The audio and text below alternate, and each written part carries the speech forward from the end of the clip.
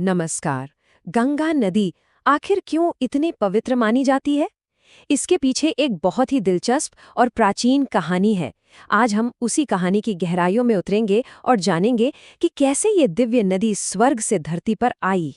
तो ये कहानी किसी नदी से नहीं, बल्कि एक बहुत बड़ी संख्या से शुरू होती है। 60,000। जी हाँ, 60,000 राजकुमार, जिनका अंत एक ही पल में हो गया था। लेकिन सवाल ये है कि आखिर ऐसा हुआ कैसे?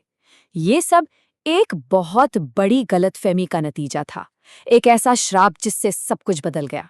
और यहीं से एक ऐसी यात्रा की शुरुआत होती है जो 1-2 साल नहीं बल्कि कई पीढ़ियों तक चलती है। और लक्ष्य सिर्फ एक था, उन 60,000 आत्माओं को मुक्ति दिलाना, जो न स्वर्ग में थीं न नर्क में, बल्कि बीच में कहीं फंसी हुई थीं। तो हुआ ये था कि राजा सगर ने एक बहुत बड़ा अश्वमेध यज्ञ शुरू किया, अपनी शक्ति दिखाने के लिए। लेकिन उनकी बढ़ती ताकत से इंद्रदेव थोड़ा घबरा गए और उन्होंने यज्ञ का घोड़ा ही चुरा लिया। अब सगर के 60,000 बेटों ने घोड़े को ढूंढना शुरू किया और वो उन्हें मिला एक महान ऋषि कपिल मुनि के पास। बिना सोचे समझे उन्होंने ऋषि पर ही चोरी का इल्जाम लगा दिया और बस यही उनकी सबसे बड़ी भूल थी।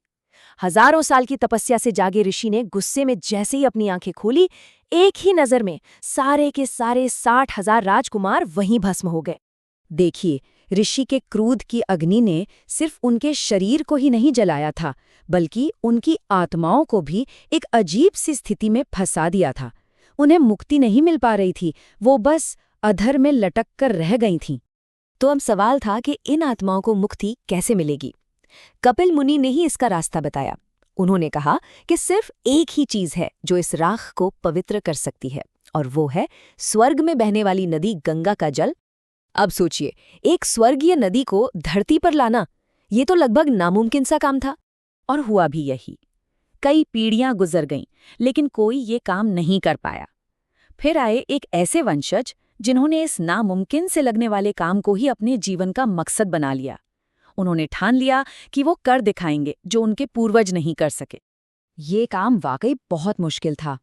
भगीरथ के दादा अंशुमान ने पूरी जिंदगी कोशिश की, पर नाकाम रहे।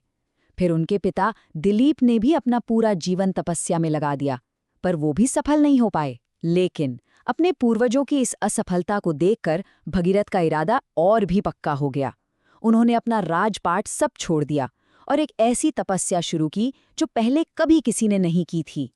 और ये तपस्या कोई 1-2 साल नहीं चली, पूरे 1000 साल तक चली। सोचकर देखिए, 1000 साल तक भगीरथ एक पैर पर खड़े रहे, हाथ आसमान की ओर उठाए, बिना कुछ खाए पिए। उनकी इस भक्ति से कहते हैं पूरा ब्रह्मांड हिल गया था।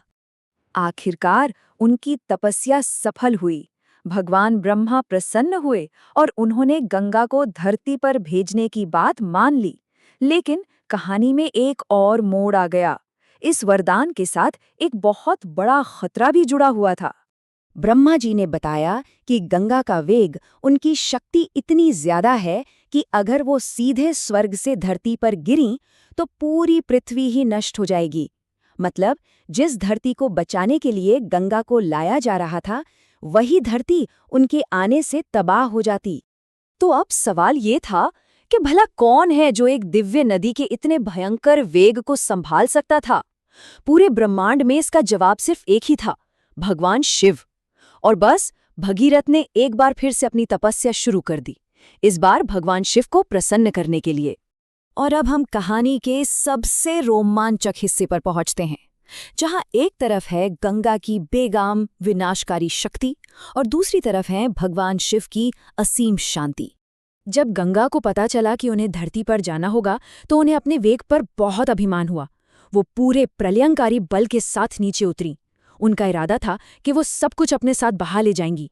ऐसा लगा मानो आसमान फट गया हो और धरती कांप उठी हो। ये टकराव देखने वाला था। एक तरफ गंगा का जबरदस्त क्रोध और असीम शक्ति, और दूसरी तरफ भगवान शिव की परम शांति और स्थिरता। गंगा को अपने वेग पर अहंकार था और शिव पूरी तरह से शांत और स्थिर थे। और फिर जो हुआ वो अद्भुत था। धरती को नष्ट करना तो दूर, गंगा का पूरा वेग भगवान शिव की जटाओं में आकर कहीं खो गया। उनकी सारी शक्ति, सारा अहंकार एक ही पल में शांत हो गया। जब गंगा का अभिमान टूट गया और वो शांत हो गईं, तब जाके शिव ने उन्हें अपनी जटाओं से एक कोमल धारा के रूप में बाहर आने दिया और यहीं से पृथ्वी पर उनकी असली यात्रा, मुक्ति की यात्रा शुरू हुई। लेकिन रुकिए, कहानी में एक और छोटा सा मोड़ बाकी था। भगीरथ आगे आगे चल रहे थे और गंगा उनके पीछे पीछे। रास्ते में उनके पानी से जड़ों ऋषि की तपस्या में विघ्न पड़ गया और ऋषि को इतना गुस्सा आया कि उन्होंने पूरी की पूरी नदी को ही पी लिया। अब सोचिए, इतनी मेहनत के बाद गंगा फिर से गायब। भगीरथ ने ऋषि से बहुत विनम्र प्रार्थना की। उनकी भक्ति देखकर ऋषि का गुस्सा शांत हुआ और उन्होंने गंगा को अपने कान से बाहर आने दिया। एक बार फिर विनम्र होकर गंगा ने अपनी यात्रा जारी रखी। और आखिरकार वो पल आ ही गया। भगीरथ गंगा को उस जगह ले गए जहां उनके 60,000 पूर्वजों की राख पड़ी थी। जैसे ही गंगा के पवित्र जल ने उस राख को छुआ, सारी की सारी आत्माएं मुक्त हो गईं। उनका श्राप टूट गया और वे सब स्वर्ग चले गए। गंगा की ये जो पूरी यात्रा है ना, वो उनके अलग अलग नामों में झलकती है। उन्हें भागीरथ ही कहा गया क्योंकि भगीरथ उन्हें लेकर आए। जहनु ऋषि की बेटी होने के कारण वो जानवी कहलाईं। विष्णु के चरणों से निकलने के कारण विष्णुपदी। और स्वर्ग में तो उनका नाम मंदाकिनी था ही। और हम सब उन्हें गंगा माँ कहते हैं क्योंकि वो सबका पालन पोषण करती हैं। हर नाम के पीछे एक कहानी है। तो ये कहानी हमें एक बहुत गहरे सवाल के साथ छोड़ जाती है। जब गंगा को अपनी शक्ति पर अहंकार था तो वो विनाशकारी थी, लेकिन जैसे ही वो विनम्र हुई, वो जीवन देने वाली, मुक्ति देने वाली बन गई।